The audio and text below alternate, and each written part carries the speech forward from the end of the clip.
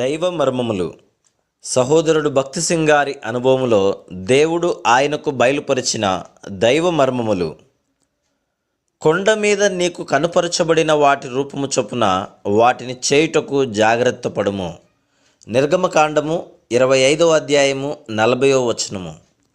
5 మూరల పొడవు, 5 మూరల వెడల్పు, 3 మూరల ఎత్తు కలిగి తుమ్మకర్రతో చేయబడి ఇత్తడి రేకుతో పొదిగింపబడిన బలిపీఠము ప్రత్యక్షపు గుడారమునకును ఆవరణ ద్వారమునకును మధ్య నుంచబడెను. దానికి సమీపముననే ఇత్తడి గంగాలము ఉండెను. ఇత్తడి దిమ్మల మీద నిలవబెట్టిన స్తంభములకు వ్రేలాడుచున్న సన్న నార ఆ ఆవరణము యొక్క వెలుపలి గోడగా నుండెను. ఉత్తర దక్షిణపు గోడలు 100 మూరల పొడవు, పడమటి గోడ 50 మూరల పొడవు, తూర్పు గోడ పొడవు కూడా 50 మూరలే.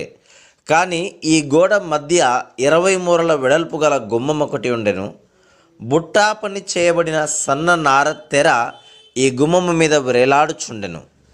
వీటన్నిటి భావము విశదముగా మనకు బైబిలులోనే బయలుపడును. బైబిలునకు వ్యాఖ్యానము.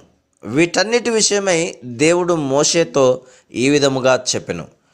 కొండ మీద నీకు కనపరచబడిన వాటి రూపము చొప్పున వాటిని చేయుటకు జాగ్రత్త పడుము. నిర్గమకాండము 25వ అధ్యాయము 40వ వచనము.